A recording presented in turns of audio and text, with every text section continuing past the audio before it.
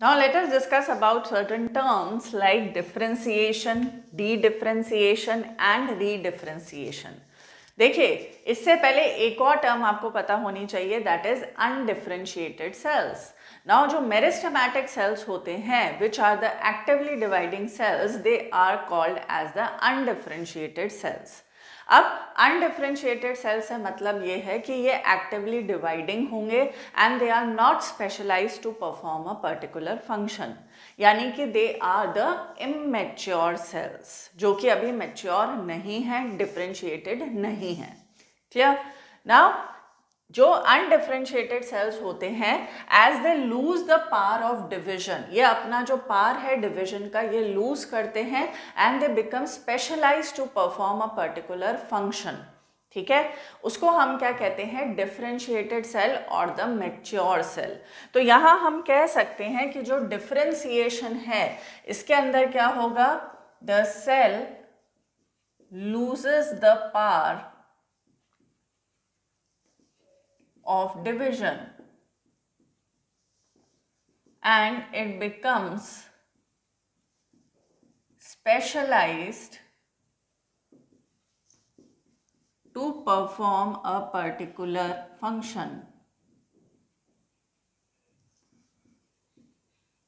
So this is known as differentiation. Clear? Here we can take an example of the trachea element. Trachea elements क्या होते हैं? That is the tracheids and the vessels, which are the components of the xylem, and they help in the conduction of the water. तो जो tracheary elements होते हैं, they lose their protoplasm, क्योंकि ये क्या होंगे, डेड होते हैं, and they have to conduct water. इसके अलावा they develop the lignocellulosic secondary wall as they need to conduct water even under the extreme tension. So we'll write here example tracheary elements. अब tracheary elements जो हैं इनका खुद का structural और functional differentiation अपने को देखने को मिलेगा. ये मैंने आपको पहले भी बताया था. जो डिफरेंशिएशन है वो क्या होता है, that is of two types, that is structural differentiation, that is it will attain a particular shape, size and internal constitution, and it will start performing a particular function that is known as a physiological differentiation. Trachea elements loses the protoplasm as they are dead. They develop strong lignocellulosic secondary wall to conduct water even in extreme tension.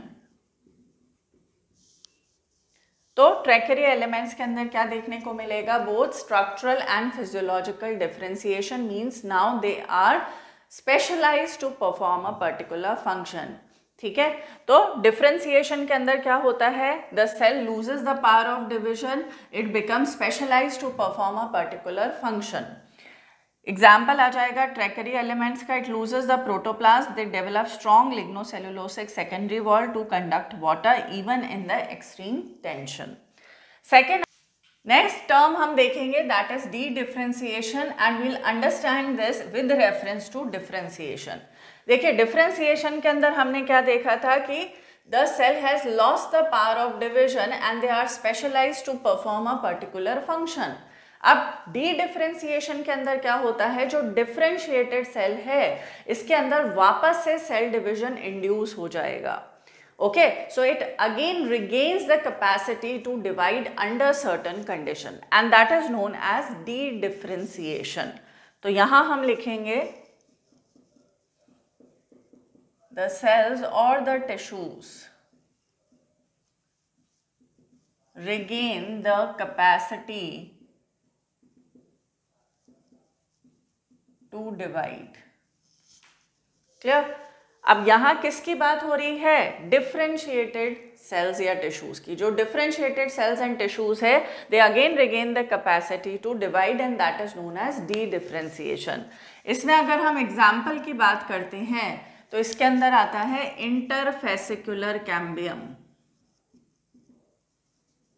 Interfascicular cambium and cork cambium found in the case of dicot stem. Dicot stem के अंदर जो interfascicular cambium है और जो cork cambium है, ये किसके through बनता है? Dedifferentiation. We have already studied this in the anatomy of plants. अगर आपको याद हो, interfascicular cambium was a part of the cambium, that is a vascular cambium that is found in the case of the dicot stem and it was formed during the secondary growth. तो अगर हम dicot stem देखें तो dicot stem के अंदर जो vascular bundles होते हैं, they are wedge shaped and they are arrange in a ring like this. इसको हम कहते थे यूस्टीलिक कंडीशन. अब यहाँ पर जो फ्लोएम और जाइलम है, इनके बीच में ऑलरेडी क्या मौजूद होता है? कैम्बियम. अब ये वाला कैम्बियम कौन सा कहलाता है? This is intrafascicular cambium. ये इंट्राफेसिकुलर कैम्बियम है. क्लियर? अब यहाँ पर जो मेड्यूलरी रेज होती हैं वो क्या शो करती हैं? D differentiation. डी डिफरेंशिएट होकर ये क्या बनाएंगी? They will form the interfascicular cambium. ये इंटरफेसिकुलर कैम्बियम बनाती हैं और interfascicular cambium plus intrafascicular cambium मिलकर क्या बनाते हैं? Complete vascular cambium ring. Clear? तो इसमें जो इंट्राफेसिकुलर कैम्बियम है ये प्राइमरी था. ठीक है, it was present before. And interfascicular cambium was secondary in origin because it was found at the time of secondary growth. Secondary growth के दौरान बनता है, इसीलिए ये क्या है? Secondary in origin. And intrafascicular cambium is primary in origin. तो overall जो वेस्कुलर कैम्बियम होगी डाइकॉट स्टेम में, वो क्या होगी? Partly primary and partly secondary in origin. तो यहाँ हम बात कर रहे हैं इंटरफेसिकुलर कैम्बियम की. इंटरफेसिकुलर कैम्बियम जो है वो बनती है dedifferentiation of medullary rays. And cork cambium is also formed in the dicot stem by the process of dedifferentiation. Then इसके बाद जो नेक्स्ट एग्जाम्पल आता है, that is of vascular cambium and cork cambium in case of dicot root. Dicot root है, इसके अंदर जो cork cambium है और वेस्कुलर कैम्बियम है, दोनों ही किसके थ्रू बनते हैं? They are formed by the process of dedifferentiation. So that was about the dedifferentiation. अब हम बात करते हैं रीडिफरेंशिएशन की. तो ऑफ कोर्स रीडिफरेंशिएशन में क्या होगा? जो डी डिफरेंशिएटेड सेल्स हैं वो वापस से क्या होने लगते हैं? डिफरेंशिएट. या वापस से क्या होने लगते हैं? They become mature and specialised to perform a particular function. तो देखिएगा आप, ये एक दूसरे के रिस्पेक्ट में अपने को स्टडी करना है. यहाँ हमने देखा they have lost the power of division, they are the mature cells and are specialised to perform a particular function. अब इन डिफरेंशिएटेड सेल्स में वापस से डिविजन होने लगेगा, तो ये क्या है? D differentiated. अब ये जो डी डिफरेंशिएटेड सेल्स हैं ये वापस से डिफरेंशिएट हो जाएंगे and again they become specialised to perform a particular function. Then it is known as redifferentiation. So will write here dedifferentiated sales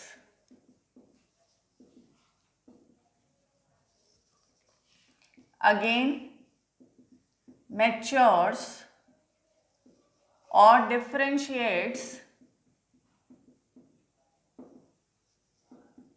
to perform a particular function. यानी कि हम कह सकते हैं कि अगेन यहाँ पर जो डिविजन की एबिलिटी थी वो क्या हो जाएगी? लॉस्ट हो जाएगी. दे बिकम मैच्योर और differentiated and become specialized to perform a particular function. अब इसके अंदर जो एग्जाम्पल आता है वो किसका आएगा? देखिए यहाँ पर था कॉर्क कैम्बियम और वेस्कुलर कैम्बियम, ये तो बन रहे थे डी डिफरेंशिएशन से. ठीक है, अब इनके जो प्रोडक्ट्स हैं, जो कॉर्क कैम्बियम प्रोडक्ट्स बनाता है और जो वेस्कुलर कैम्बियम प्रोडक्ट्स बनाता है, वो बनेंगे किससे? रीडिफरेंशिएशन से. तो जो वेस्कुलर कैम्बियम है उसके प्रोडक्ट्स क्या होंगे, that is the secondary phloem on outer side, secondary xylem on inner side. Clear. अगर हम बात करें कॉक कैम्बियम की, तो कॉक कैम्बियम के प्रोडक्ट्स क्या होते हैं, that is the cork on the outer side and secondary cortex on the inner side. So all these are the result of redifferentiation. I hope it's clear. So here we have studied about the different terms. कौन कौन सी terms हमने देखी, सबसे पहला तो undifferentiated cells. undifferentiated cells कौन से होते हैं, जो immature होते हैं, they actively divide. Clear? उसके अंदर हम consideration में लेते हैं meristematic cells. Clear? देन आता है डिफरेंशिएशन. डिफरेंशिएशन में the sales loose the power of division, they become specialised to perform a particular function. D differentiation में क्या होगा, these differentiated sales again they gain the capacity, regain the capacity to divide, again they start dividing. इसके अंदर आता है example में interfascicular cambium and Kock cambium in case of dicot stem, Kock cambium and vascular cambium in case of dicot root.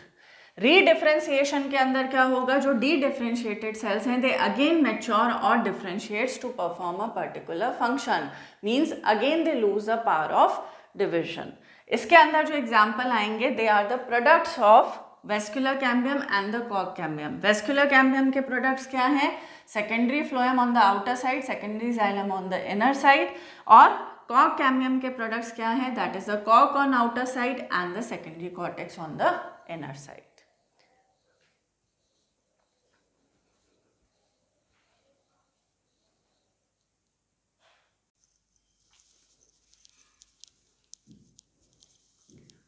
Now in plants we can say जो differentiation है it is of open type. अब open type of differentiation से क्या मतलब है, इसका मतलब ये है कि the cells or the tissues which are arising from the same meristem may form different structures at maturity, and the final structure of the cell or the tissues which is formed at maturity, it also depends upon the position of the cell within. Example में अभी मैं समझाती हूं आपको. पहला आप यहां देख लीजिए पॉइंट जो अपन लिखेंगे, द सेल्स और tissues arising from same meristem may form different structures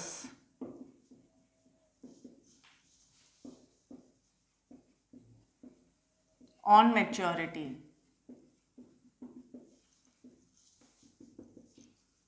The final structure of cell or tissue on maturity also depends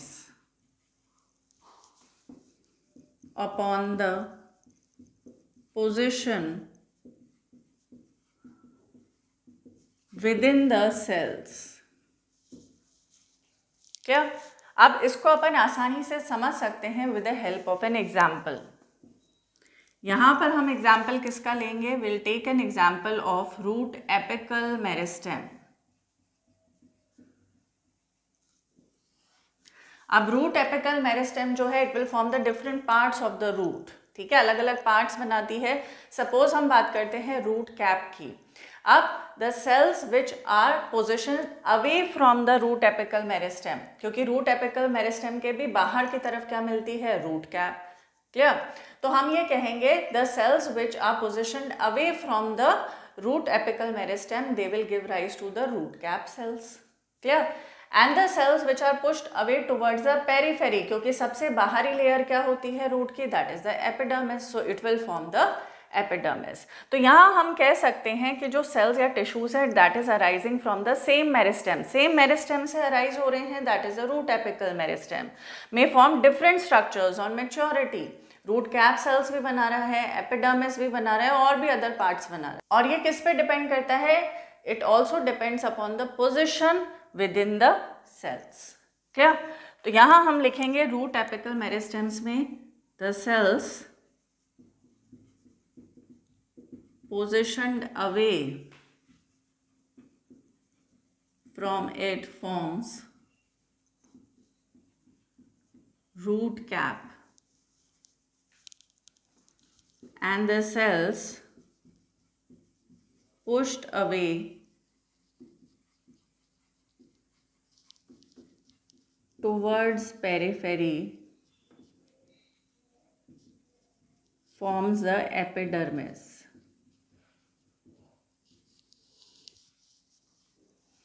क्या?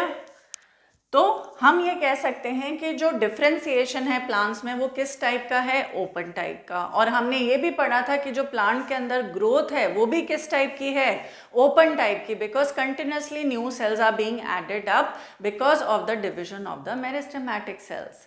इसीलिए प्लांट के अंदर growth as well as differentiation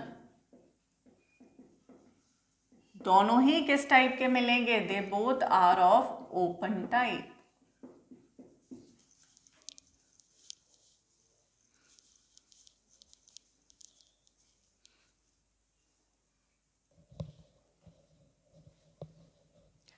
now let us discuss about the development. अगर हम देखें generally तो growth, development and differentiation they are very closely related events in the life of the plant.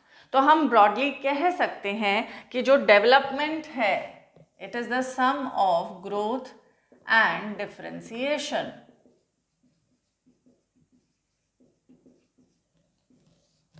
And growth and differentiation दोनों ही किससे affect होता है? They are affected by the internal as well as the external factors. अब यहां हम कह सकते हैं it is affected by internal and external factors. Clear? If we talk about the internal factors, तो internal factors क्या हो सकते हैं? ये भी दो तरीके के हो सकते हैं। एक है इंट्रासेल्युलर, इंट्रासेल्युलर में क्या आ जाएगा? Genetic factors. क्लियर? और एक होते हैं इंटरसेल्युलर, इंटरसेल्युलर के अंदर इंक्लूडेड रहेंगे growth regulators, that are the hormones. और अगर हम बात करें external factors affecting the growth and differentiation, तो इसके अंदर क्या इंक्लूडेड रहते हैं? इसके अंदर इंक्लूडेड रहेंगे light, temperature, oxygen, water and nutrients. क्या? तो हम ये कह सकते हैं कि ब्रॉडली ग्रोथ एंड डिफरेंशिएशन का जो सम है वो क्या है? डेवलपमेंट। अब जो ऑर्गेनिज्म है undergoes a number of changes during its life cycle from seed germination till senescence, and that is referred to as the development. तो यहां will write it is the sum of all the changes that occurs in the organism in its life cycle from seed germination till senescence। यहां पर दो नए terms आपको सीखने को मिलेंगे, that is the senescence and the abscission. Now जैसे ही seed germinate करता है तो क्या बनता है? Seedling.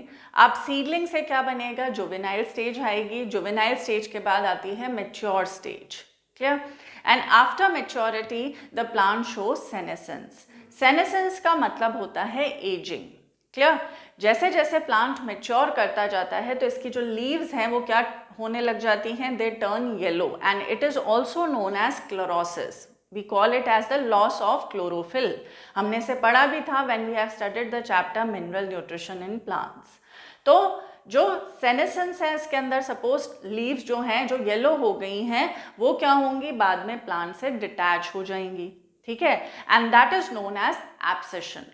Abscission is the falling of the plant parts from the plant. यानी कि जो मेच्योर हो गया है प्लांट, जो सेनेसेंस शो कर चुका है, वो धीरे धीरे क्या होने लगता है, they will get detach from the plant and that is known as the senescence. Okay, so यहाँ पर हम देख सकते हैं कि जो डेवलपमेंट है, it is the sum of all the changes that occurs in the organism in its life cycle from the seed germination till senescence. Clear? We can understand the process of development diagrammatically. अब यहाँ अगर हम देखें तो we have taken into consideration the cell, but this diagram is also applicable for the tissues and the organs. अब यहाँ पर अगर हम बात करें मेरिस्टेमेटिक सेल की, तो जो मेरिस्टेमेटिक सेल है इसके अंदर क्या होता है, प्लाज्मेटिक ग्रोथ देखने को मिलती है। प्लाज्मेटिक ग्रोथ से मतलब है there is increase in the amount of the protoplasm. जब प्रोटोप्लाज्म का अमाउंट इंक्रीज होगा तो there will be increase in the size of the cell, so there is elongation और enlargement of the cell and the cell differentiates और matures, और ये जो mature cell है इसके अंदर क्या देखने को मिलता है, senescence, that is ageing and after ageing it's death will occur. एक चीज आपको और ध्यान रखनी है कि जो प्लाज्मेटिक ग्रोथ होती है उस दौरान सेल का साइज क्या होगा, इंक्रीज होगा, and when the cell size increase the cell tends to divide, तो it may further show the cell division. Moreover, you have to remember one more thing, जो mature cell है it can again divide under certain condition by the process of de-differentiation। जो mature cell है वो वापस से divide कर सकता है by the process of de-differentiation जो अपन पढ़ चुके हैं। Clear? So this was about the development. तो हमने क्या देखा, जो डेवलपमेंट है it is the sum of growth and differentiation, and growth and differentiation is overall affected by two types of factors, that is the internal factors and external factors. If we talk about the internal factors, again it includes the intracellular or the genetic factors and intercellular or the growth regulators. If we talk about the external factors, it includes the light, temperature, oxygen, water and nutrition. Then we can say that development is the sum of all the changes that occurs in the organism in its life cycle from seed germination till senescence. So that was all about the development.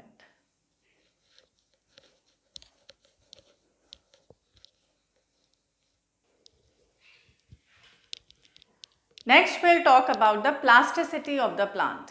देखिए जो plants हैं वो अलग तरीके से respond करते हैं to the change in the environment और the different phases of life. इसको हम क्या कहते हैं, प्लास्टिसिटी या प्लास्टिक बिहेवियर या variable behaviour of the plant. तो how will we define it? Plasticity is referred to as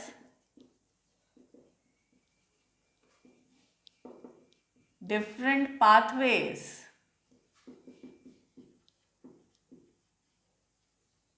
followed by the plant in response to environment or different phases of life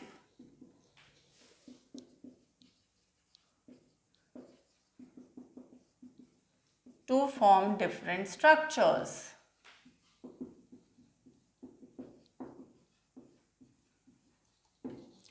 यहाँ पर we can consider the example of heterophily. Now hetero का मतलब होता है different और phily मतलब है leaf. So two different type of leaves will be formed in response to the environment or the different phases of life. So that is plasticity. तो यहाँ हम लिख सकते हैं जो heterophily है it can be of two types. First is the environmental heterophily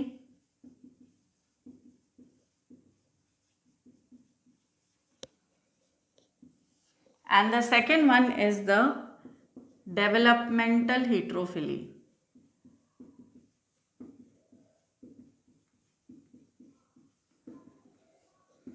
When we talk about the environmental heterophily, it is seen in the case of buttercup. Buttercup एक emergent hydrophyte है जिसके अंदर एक्वेटिक और terrestrial habitat में different shapes of leaves देखने को मिलता है. So will write here different shapes of leaves found in terrestrial and aquatic habitat. Example आ जाता है इसमें बटरकप का.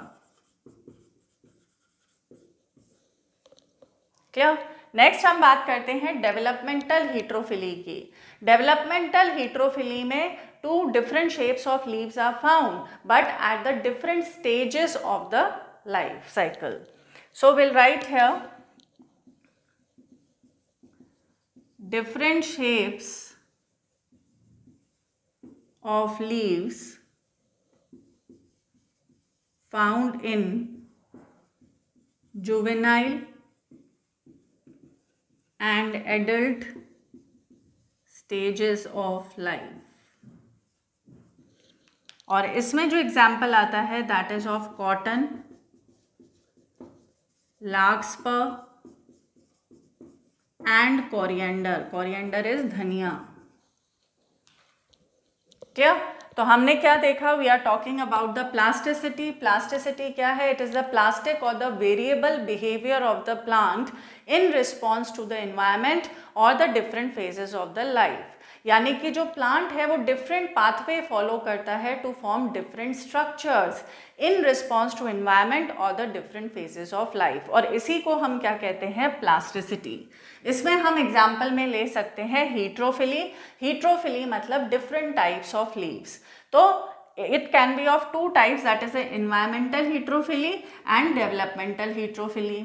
Environmental heterophily की अगर हम बात करें तो two different shapes of leaves are found in the terrestrial and the aquatic environment. It is seen in the case of buttercup.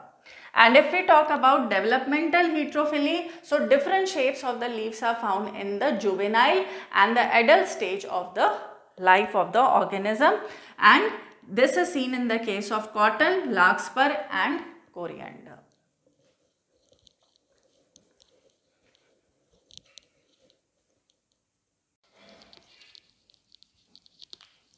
Now let us discuss about the plant growth regulators or the plant growth hormones or phytohormones.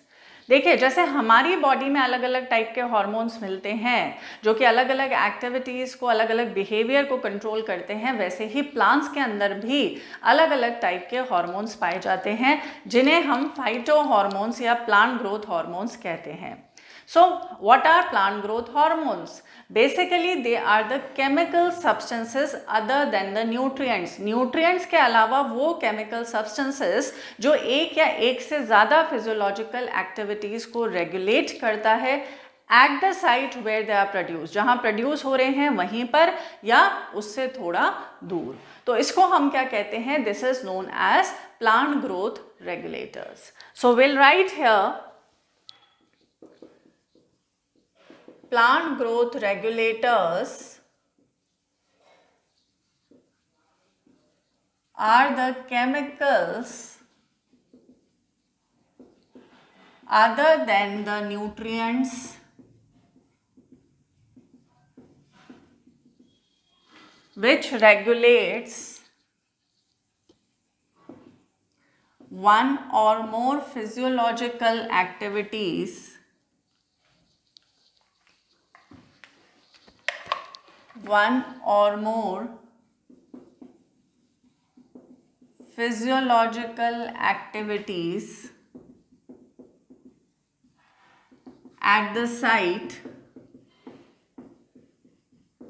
where they are synthesized or away from it. Clear? तो phyto hormones के कुछ characteristic features होते हैं, वो क्या हैं? Will write here characteristics of phytohormones or plant growth regulators. सबसे पहला जो आएगा that is they are the simple organic compounds. They are simple organic compounds and they differ in their chemical composition. आपस में जो हैं ये differ करते हैं in their chemical composition. Third point जो आएगा that is they are required in low concentration. इनकी जो रिक्वायरमेंट रहती है वो बहुत लो कॉन्सेंट्रेशन में रहेगी and they regulate the growth of the plant by promoting और इनहिबिटिंग इट. क्लियर? तो प्लांट की ग्रोथ को ये रेगुलेट करते हैं, या तो प्रमोट करेंगे या इनहिबिट करेंगे. देखो बेटा, जो अति है हर चीज़ की वो बुरी होती है, एक्सेस में कुछ अच्छा नहीं होता. ठीक है, तो जो ग्रोथ है प्लांट की वो भी क्या होनी चाहिए, कंट्रोल्ड होनी चाहिए. ठीक है, ऐसा नहीं है हर चीज़ प्रपोर्शन में होना चाहिए. तो सेम इज द केस है. यहाँ पर प्लांट की ग्रोथ में दोनों इंपॉर्टेंट रोल प्ले करते हैं, प्लांट ग्रोथ प्रमोटर्स भी और प्लांट ग्रोथ इनहिबिटर्स भी. क्लियर? तो यहाँ हमने देखा कि what are phytohormones, plant growth regulators, और phytohormones are the chemicals other than the nutrients which regulates one और more physiological activities at the site where they are synthesised और away from it. और इनके क्या क्या कैरेक्टरिस्टिक्स है? सबसे पहला है कि they are the simple organic compounds, they differ in their chemical composition and they are required in very low concentration, and they regulate the growth of the plant by promoting or inhibiting it.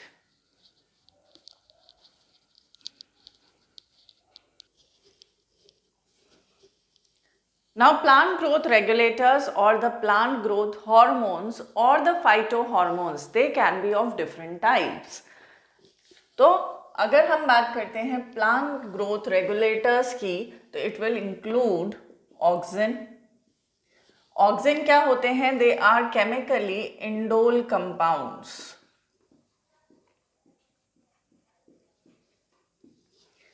Next जो plant growth hormone आता है that is the गिबरेलिन्स,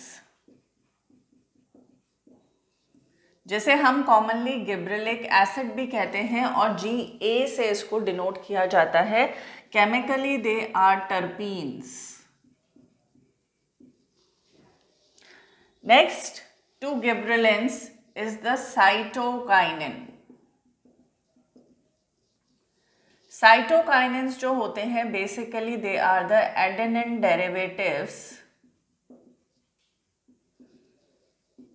और इसमें भी अगर हम बात करें काइनेटिन की, kinetin is also a type of cytokinin. It is N6 furfuryl aminopurine. Clear? Then next to it comes the ethylene. Ethylene is the only gaseous hormone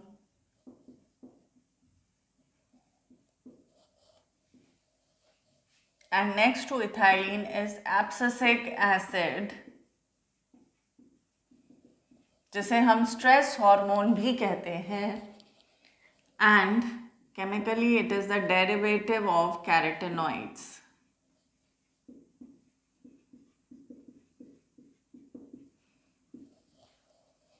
clear? तो यहाँ हमने देखा जो प्लांट ग्रोथ रेगुलेटर्स हैं they can be of different types like auxin. Auxin are chemically indole compounds. Gibberellins they are chemically terpenes. Cytokinin are generally the adenine derivatives, जिसमें भी हम बात करें काइनेटिन की तो it is chemically N6 furfuryl aminopurine. Ethylene is the only gaseous hormone and abscisic acid is the derivative of the carotenoids. Now जैसा मैंने आपको बताया, जो प्लांट ग्रोथ रेगुलेटर्स होते हैं, it consist of both the growth promoters and growth inhibitors. इसके अंदर जो फर्स्ट 3 हार्मोन्स मैंने लिखे हैं, they are the growth promoters. तो इनको हम कैसे क्लासिफाई करेंगे? They are the growth promoters. Clear? Abscisic acid जो होता है, it is a growth inhibitor.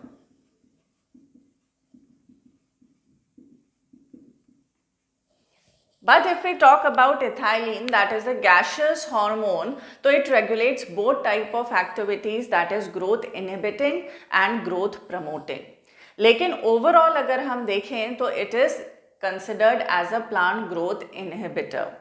तो हमने क्या देखा, जो प्लांट ग्रोथ हार्मोन्स हैं या जो प्लांट ग्रोथ रेगुलेटर्स हैं, इसके अंदर दोनों कैटेगरीज पाई जाती हैं, प्लांट ग्रोथ प्रमोटर्स की और प्लांट ग्रोथ इनहिबिटर्स की।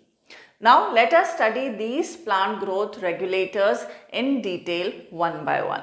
तो सबसे पहले हम बात करेंगे of auxin.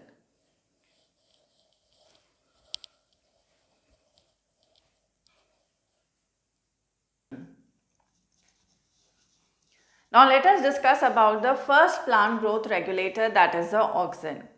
The word auxin has been derived from the Greek word that is auxine, और auxine का मतलब होता है to grow. देखिए, मोस्टली जितने भी प्लांट ग्रोथ रेगुलेटर्स हैं, इनकी जो डिस्कवरी हुई है वो बाय चांस डिस्कवरी हुई है। तो यहाँ जो सबसे पहला अपन पॉइंट कंसिडरेशन में लेंगे, दैट इज द डिस्कवरी। अब ऑक्सिन की डिस्कवरी की जब हम बात करते हैं तो यहाँ पर 2 नाम आते हैं। पहला जो नाम आता है, that is of Charles Darwin and Francis Darwin. Charles Darwin and his son Francis Darwin का। इन्होंने किस पे काम किया था? They worked on coleoptile of canary grass. Coleoptile का मतलब होता है shoot tip. So they observe कि जब कैनरी ग्रास की कोलियोप्टाइल टिप पर जो यूनिलैटरल सोर्स ऑफ लाइट डाली जाती है, तो it shows the curvature in the direction of the light. Light के डायरेक्शन में ये कर्वेचर शो करता है या उस डायरेक्शन में ये कर्व हो जाता है। प्लांट के इस टाइप के मूवमेंट को हम कहते हैं फोटोट्रॉपिक मूवमेंट, और ये जो फिनोमेना है, this is called as phototropism. Next जो नाम आता है इसमें, that is of F.W. Went. इन्होंने काम करा था coleoptile tip of oat seedlings, of oat seedlings. Oat is Avena sativa.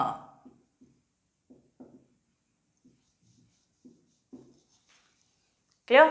और इन्होंने भी ये ऑब्जर्व करा था कि जब ओट सीडलिंग्स के कोलियोप्टाइल टिप्स पर यूनिलैटरल सोर्स ऑफ लाइट डाला जाएगा, then it also shows the phototropic movement, that is it curves in the direction of the light.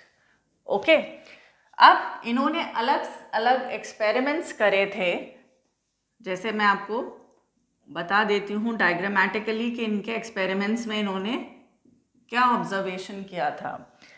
This is the coleoptile tip. जब इस पे यूनिलैटरल सोर्स ऑफ लाइट डाला गया, then it shows the curvature in the direction of the light. Light के direction में ये क्या show करता है? कर्वेचर शो करता है। So we'll write here, it shows the curvature in direction of light. और इस टाइप के मूवमेंट को हम क्या कहते हैं? We call it as phototropic movement. क्या? अब इन्होंने क्या करा? ये जो टिप है इसको कट कर दिया। When you cut the shoot tip, then it is known as decapitation. तो जो टिप है, इन्होंने इसको क्या कर दिया? कट कर दिया। क्या? तो इसको हम क्या कहते हैं? डीकैपिटेशन। डीकैपिटेशन के बाद इन्होंने ये वाला जो स्टेम है इस पे क्या डाला, unilateral source of light, and they observed no curvature in the direction of light. So no curvature was observed in the direction of light. Clear? Now what he did, ये जो टिप का part इन्होंने cut करा था इसको इन्होंने place करा on the agar block, एक अगार ब्लॉक पर इन्होंने इसको प्लेस कर दिया। अगार अगार किससे मिलता है? If you remember, it is obtain from the red algae, that is the gelidium and the gracilaria. Granular substance होता है, इट अब्जॉर्ब्स वाटर, ओके, और जेली लाइक हो जाता है। It is generally used in the culture medium, culture medium में भी इसका use होता है। ये एक तरीके का हाइड्रोकोलॉइड है। तो अगार जो ब्लॉक है इसके ऊपर इन्होंने ये जो शूट टिप को कट करा था वो इसके ऊपर इन्होंने प्लेस कर दिया। अब इन्होंने क्या किया, ये जो टिप है इसके ऊपर ये अगार ब्लॉक रख दिया, अगार ब्लॉक इसके ऊपर प्लेस कर दिया, और अब इसके ऊपर यूनिलैटरल सोर्स ऑफ लाइट डाला जाएगा। जब यूनिलैटरल सोर्स ऑफ लाइट से इसको इल्यूमिनेट करा गया तो it was found that it showed the curvature in the direction of light. तो इस केस में ये लाइट के डायरेक्शन में कर्वेचर शो करता है।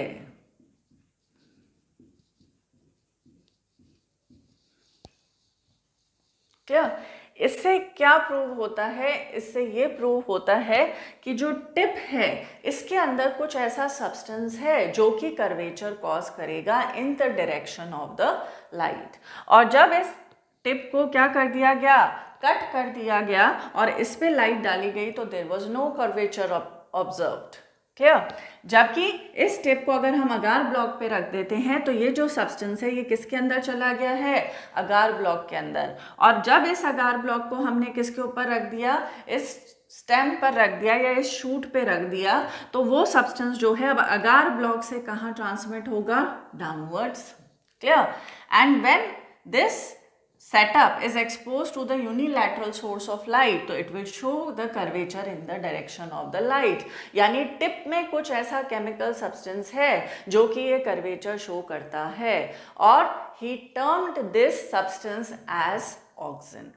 तो जो क्रेडिट जाता है for the discovery of auxin that goes to F.W. Went, और इन्होंने ही ये टर्म कॉइन करा था, that is the auxin. Auxin का मतलब क्या है? It has been derived from the Greek word that is the auxein which means to grow. So this was the experiment that was done by him. एक चीज आपको और ध्यान रखनी है कि इस टाइप का कर्वेचर जो स्टेम टिप शो करता है इसको हम क्या कहते हैं, फोटोट्रॉपिक मूवमेंट। फोटोट्रॉपिक से क्या मतलब है, it shows the curvature in the direction of the light, और ये फिनोमिना क्या कहलाता है, it is known as phototropism। And more highlighting feature you have to remember that more the concentration of auxin, more will be the curvature। तो जितना ज़्यादा auxin concentration होगा, auxin concentration मोर, तो curvature will be more.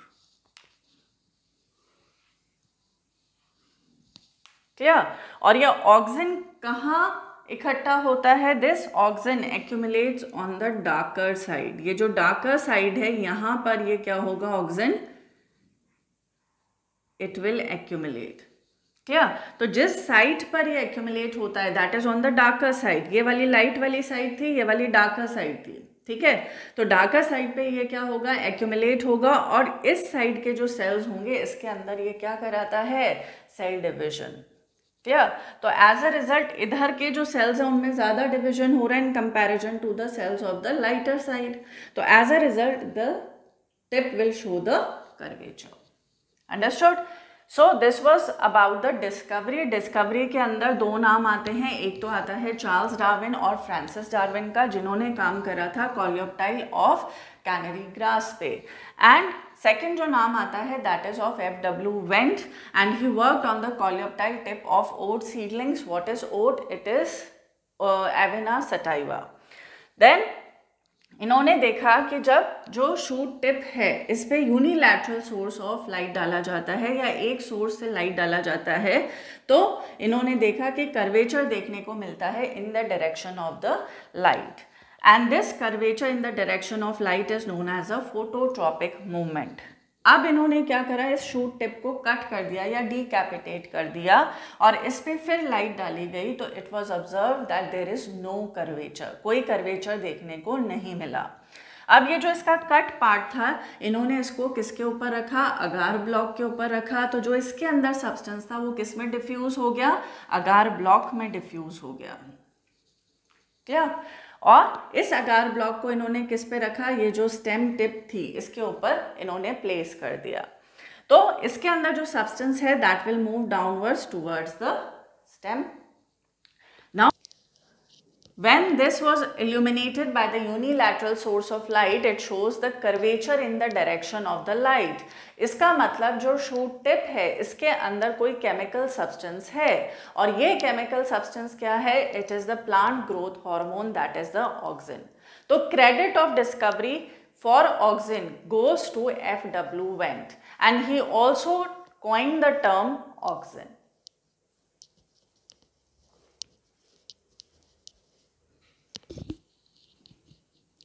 So auxin के respect में जो अपन ने पहला पॉइंट डिस्कस करा है that is about the discovery. Second point जो अपन कंसिडरेशन में लेंगे that is about the isolation. So यहां हम लिखेंगे second point that is isolation. So oxen was isolated from human urine by Kogel and Hagen-Smith. So isolated from human urine by Kogel and Hagen-Smith. And it was also isolated from the coleoptile tips of oat seedlings by F.W. Wendt. Isolated from coleoptile tip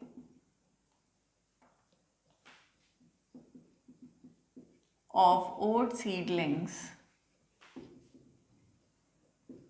by F.W.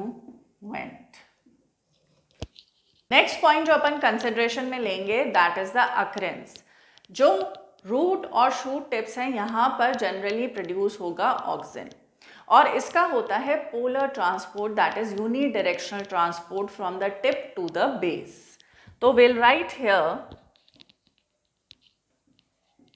It is produced at root and shoot tips, shows polar transport from tip to base। Tip से base पे जो होगा इसका transport देखने को मिलता है, और इसको हम क्या कहते हैं, it is the polar transport. Next point which will take into consideration is the biosynthesis.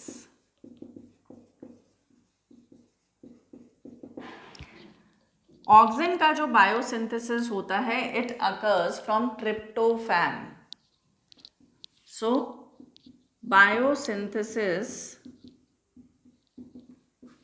Of auxin occurs from amino acid tryptophan in presence of zinc ions.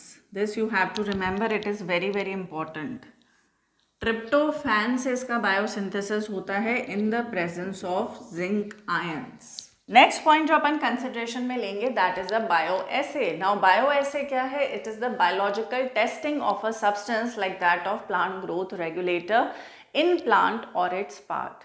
आजकल अलग अलग डिजीजेस के लिए अलग अलग स्पेसिफिक टेस्ट होते हैं। जैसे अगर हम एड्स के लिए बोलें तो कौन सा टेस्ट होता है, एलिसा टेस्ट होता है। अगर वो पॉजिटिव आ जाता है तो अपन ये कहते हैं कि भाई इसको ये डिजीज़ है। सेम इज़ द केस है। यहाँ पर क्या है, अपन कह सकते हैं bioassay is the testing of the plant growth regulator. Clear? तो इससे ये क्लैरिफाई हो जाता है कि इस पार्ट के अंदर जो है ये पर्टिकुलर हार्मोन जो है ये प्रेजेंट है. अब अगर हम बात करते हैं बायोएसे ऑफ ऑक्सिन की, तो बायोएसे ऑफ ऑक्सिन के अंदर दो टेस्ट आते हैं. सबसे पहला जो टेस्ट आता है that is the Avena curvature test. Avena curvature test and the second one is the root inhibition test.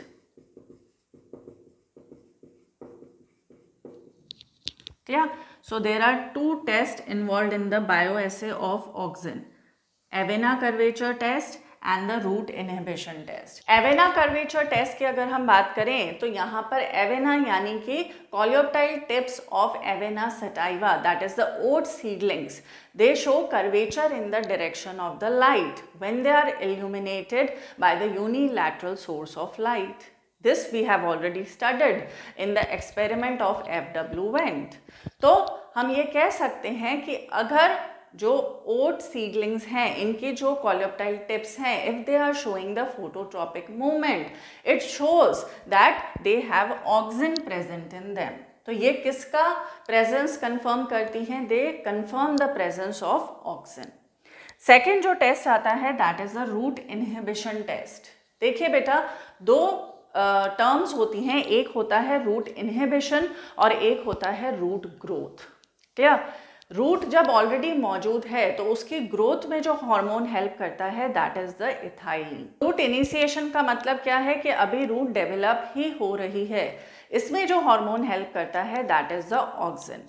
देखिए, हमारी बॉडी के अंदर at a time different hormones are present and they all are working. उनका जो working होता है वो synchronised वे में होता है depending upon the needs of our body. Same is the case in the plants. ऐसा नहीं है कि एक बार में केवल ऑक्सिन ही काम करेगा, एक बार में केवल गिबरेलिन ही काम करेगा. Different hormones are working in coordination with each other according to the needs of the plant. तो रूट इनिशिएशन को हम एक एग्जाम्पल के थ्रू समझ सकते हैं. सपोज हमने एक स्टेम कटिंग लिया. बहुत सारे प्लांट्स जो हैं जिनका प्रोपोगेशन स्टेम कटिंग्स के थ्रू होता है, जैसे कि रोज, शुगर केन. इनके अंदर क्या होता है, जो स्टेम कटिंग्स ली जाती हैं, इन स्टेम कटिंग्स को क्या करा जाता है, डिप कर दिया जाता है in the dilute solution of the auxin.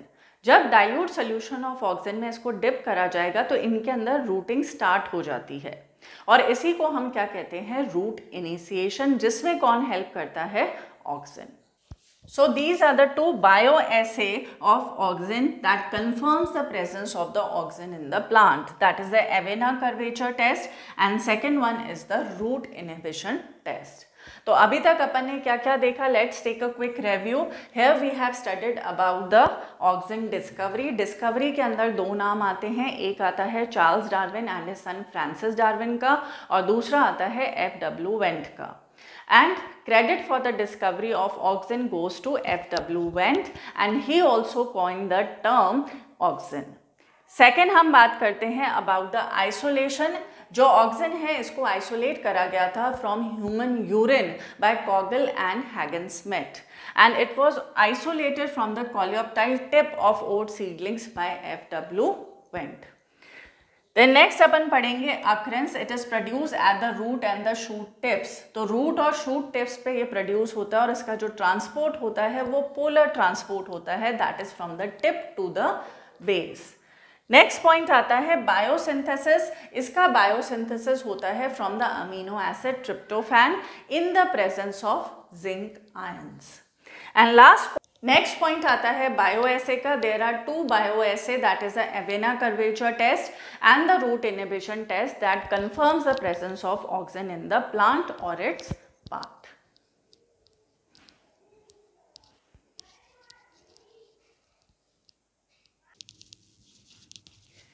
Now there are two types of auxins, that are the natural auxins which can be isolated from the plants and artificial auxin or synthetic auxins which are synthesized artificially.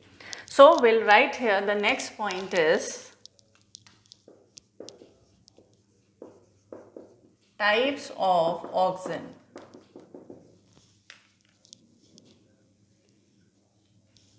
So they can be of two types. First one is the natural auxins that are isolated from plants. इसके अंदर example आता है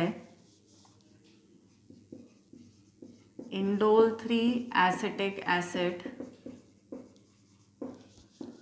and indole 3 butyric acid.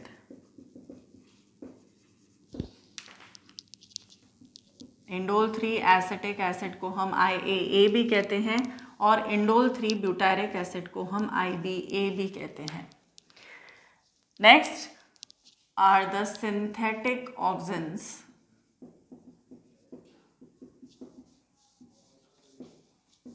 they are synthesized artificially. इसके अंदर जो example आता है that is of naphthalene acetic acid, naphthalene acetic acid. Next आएगा 2,4-D दैट इज 2,4-डाइक्लोरोफिनॉक्सी एसिटिक एसिड.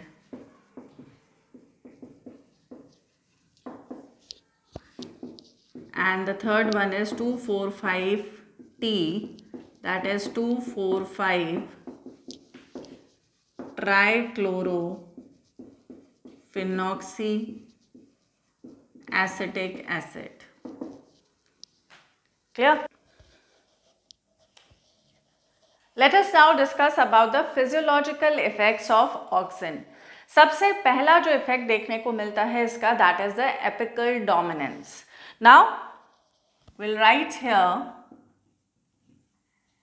apical dominance. देखिए नाम से ही हम समझ सकते हैं एपिकल डोमिनेंस यानी जो एपिकल बड है प्लांट के अंदर वो डोमिनेट करती है ओवर द लैटरल बड्स. यानी जब तक एपिकल बड मौजूद है तब तक लैटरल बड्स की ग्रोथ नहीं होगी. This is known as apical dominance and it is a feature that is shown by the auxins. Clear? ये बिल्कुल वैसा ही है कि जब तक बॉस मौजूद है तब तक क्या होता है एम्प्लॉयज की नहीं चलती है. Same is the case here. तो यहां पर हम लिखेंगे apical bud presence inhibits the growth of lateral buds. Clear? तो एपिकल बड का जो प्रेजेंस है it will inhibit the growth of the lateral buds and that is known as apical dominance. लेकिन अगर हम एपिकल बड को कट कर देते हैं और इस प्रोसेस को हम क्या कहते हैं डीकैपिटेशन. तो एपिकल बड को अगर हमने डीकैपिटेट कर दिया तो उस केस में लैटरल बड की जो ग्रोथ है वो स्टार्ट हो जाती है. क्लियर? तो ये जो डीकैपिटेशन वाला प्रोसेस है ये कहाँ पर वाइडली यूज करा जाता है? इन case of T plantations and hedge making. चाय के बागानों की अगर हम बात करें तो चाय के बागानों में जहाँ से हमको चाय मिलती है वो एक्चुअली में टॉल ट्रीज नहीं होते हैं. ठीक है, वो बुशेस टाइप होती हैं. इनके रेगुलर बेसिस पे इनका क्या करा जाता है प्रूनिंग करा जाता है यानी कि इनकी कटिंग करी जाती है. तो ये जो होंगे विड्थ में ज़्यादा देखने को मिलते हैं in comparison to their height. Clear? Same is the case with the hedge making. Hedge making में भी जब आप पार्क्स में जाते हैं गार्डन्स में जाते हैं तो आप देखते हैं अलग अलग शेप के हेजेस मिलते हैं. कोई एरोप्लेन शेप का है, कोई हर्ट शेप का है. वाई? बिकॉज गार्डनर्स जो होते हैं वो रेगुलर बेसिस पे इनकी प्रूनिंग करते हैं ताकि whatever desired shape you want you can give to them. लेकिन ऐसे जो हेजेस होते हैं दे आर नेवर टॉल. ये वाइडर होंगे क्योंकि इनके अंदर लैटरल ग्रोथ जो होगी वो ज़्यादा होती है. तो यहां हम लिखेंगे decapitation of the apical bud leads to growth of lateral buds. Clear? And it is widely used in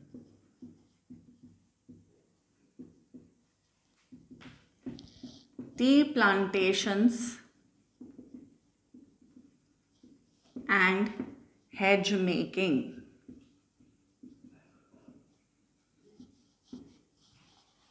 clear?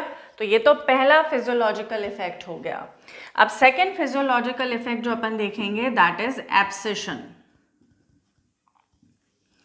Abscission का मतलब होता है falling of the plant parts. ठीक है, फॉलिंग या shading of the plant parts from the plant. यानी plant parts जो हैं जैसे फ्लावर्स हो गए, फ्रूट्स हो गए, लीव्स हो गई, जब ये प्लांट से डिटैच हो जाते हैं तो इसको हम क्या कहते हैं? एब्सेशन. क्लियर? ऑक्सिन जो है, ये जो ओल्डर पार्ट्स हैं इनके एब्सेशन को तो ये प्रमोट करता है. क्लियर? जबकि जो यंगर पार्ट्स हैं उनके एब्सेशन को ये इनहिबिट करता है. तो यहाँ हम लिखेंगे, सबसे पहले तो हम एब्सेशन का डेफिनेशन लिख लेते हैं. इट इज द फॉलिंग और shedding of plant parts from the plant, that is known as abscission. अब यहाँ पर प्लांट पार्ट्स कौन से हो सकते हैं? It can be flower, fruit और लीफ. क्लियर? तो जो ऑक्सिन है it promotes abscission of older parts of the plant. Older parts जो हैं प्लांट के उसके एब्सेशन को तो ये प्रमोट करता है and inhibits abscission of younger parts of the plant. जो यंगर पार्ट्स हैं प्लांट के उसके एब्सेशन को ये इनहिबिट करता है या रोकता है. तो हमने यहाँ पर दो फिजियोलॉजिकल इफेक्ट्स देखे हैं ऑक्सिन के. सबसे पहला है एपिकल डोमिनेंस, यानी कि एपिकल बड जो है वो अपना डोमिनेंस बना के रखती है और जब तक ये मौजूद है तब तक लैटरल बड्स की ग्रोथ नहीं देखने को मिलेगी. इसको जब कट कर दिया जाएगा या डीकैपिटेट कर दिया जाएगा तो लैटरल बड्स की ग्रोथ देखने को मिलती है. और ये डीकैपिटेशन वाला जो प्रोसीजर है ये कहाँ यूज होता है? It is used in the tea plantations and hedge making, क्योंकि वहाँ लैटरल ग्रोथ ज़्यादा होती है in comparison to the apical growth. Second आता है abscission, that is the falling और the shedding of the plant parts from the plant. अब ये प्लांट पार्ट्स क्या हो सकते हैं? फ्लावर, फ्रूट या लीव्स. तो ओल्डर पार्ट्स के एब्सेशन को तो ये प्रमोट करेगा और यंगर पार्ट्स के एब्सेशन को ये इनहिबिट करता है.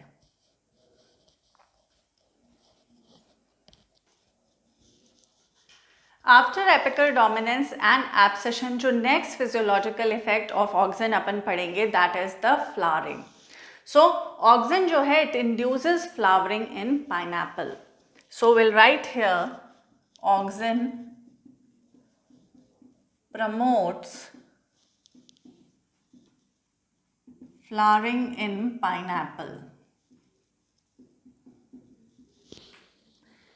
नेक्स्ट जो फिजियोलॉजिकल इफेक्ट आएगा that is parthenocarpy. So what is parthenocarpy? It is the production of fruit without fertilization. तो जो पार्थेनोकार्पिक फ्रूट्स होते हैं दे आर सीडलेस फ्रूट और नेचुरली जो पार्थेनोकार्पिक फ्रूट है दैट इज बनाना. पार्थेनोकार्पी को इंड्यूस भी करा जा सकता है with the help of plant growth regulators जैसे कि auxin and gibberellins. Parthenocarpy induced by auxin in tomato. So we'll write here auxin induces parthenocarpy in tomato. What is parthenocarpy? It is the production of fruit without fertilization. After flowering and parthenocarpy जो next point हम consideration में लेंगे of physiological effects of auxin that is root initiation. देखिए जो auxin है, जैसा कि हमने बायो एसे में पढ़ा था रूट इनहिबिशन टेस्ट, तो जो ऑक्सिन है वो क्या करती है, रूट की ग्रोथ को तो इनहिबिट करती है, लेकिन रूट इनिशिएशन में ये हेल्प करेगी। सपोज हम बात करें स्टेम कटिंग्स की, तो स्टेम कटिंग्स यूज होती हैं जनरली वेजिटेटिव प्रोपोगेशन के अंदर। अब स्टेम कटिंग्स को अगर हम डाइल्यूट सोल्यूशन ऑफ ऑक्सिन में डिप कर दें तो जल्दी से रूट जो है वो इनिशिएट होने लग जाएगी या डेवलप होने लग जाएगी। सो will write here auxin helps in root initiation.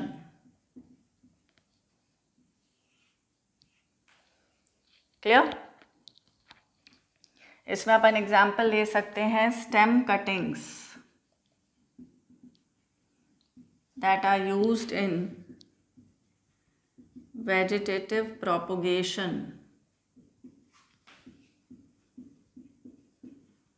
when dipped in dilute solution of auxin leads to rapid initiation of roots. Clear?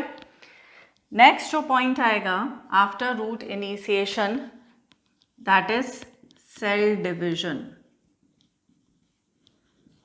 तो ऑक्सिन जो है it stimulate cell division, cell division को ये स्टिमुलेट करता है।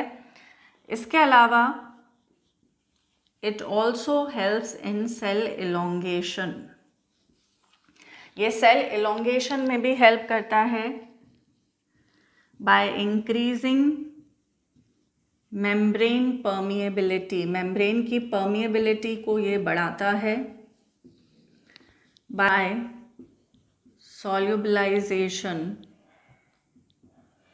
of carbohydrates and addition of new wall material. It also help in the loosening of cell wall. Clear?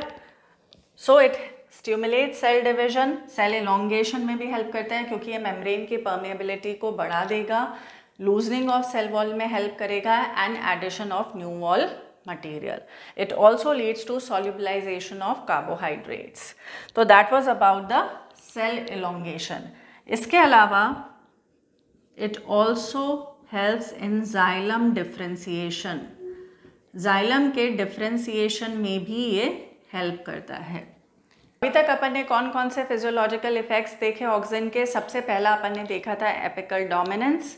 After that we have seen abscission, it promotes abscission of older parts and inhibits the abscission of the younger parts. Then it promotes flowering in pineapple, it induces parthenocarpy in tomato, it helps in root initiation, it helps in cell division, it also leads to cell elongation, and it is also helpful in xylem differentiation.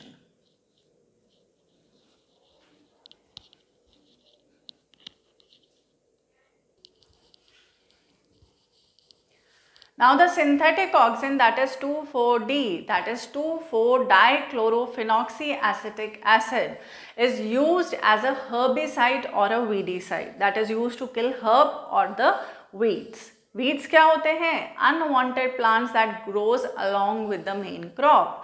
जो main crop के साथ unwanted plants grow कर जाते हैं उन्हें हम कहते हैं वीड्स। तो जो मोनोकॉट प्लांट्स हैं उनमें से जो डाइकॉट वीड्स हैं उनको हटाने में कौन यूज होता है? 2,4-D। Generally it is used by the gardeners to prepare weed free lawn. जो वीड फ्री लॉन है उसको डेवलप करने में 2,4-D का यूज होगा, क्योंकि ग्रास क्या है? मोनोकॉट, साइनोडॉन कहते हैं हम इसे कॉमनली, और इसमें अगर जो डाइकॉट वीड्स ग्रो कर जाते हैं तो उसको हम इजीली हटा सकते हैं bye means of the herbicide that is 2,4-D. So will write here 2,4-D is used to remove dicot weeds among the monocot plants. Clear? It is used by gardeners to prepare weed-free lawn. Weed free lawn prepare करने के लिए gardeners किसका use करते हैं? They make use of the synthetic auxin that is 2,4-D, 2,4-डाइक्लोरोफिनॉक्सी acetic acid, क्योंकि ये जो डाइकॉट वीड्स है उसको रिमूव कर देता है from among the monocot plants. So these were all the physiological effects of auxin.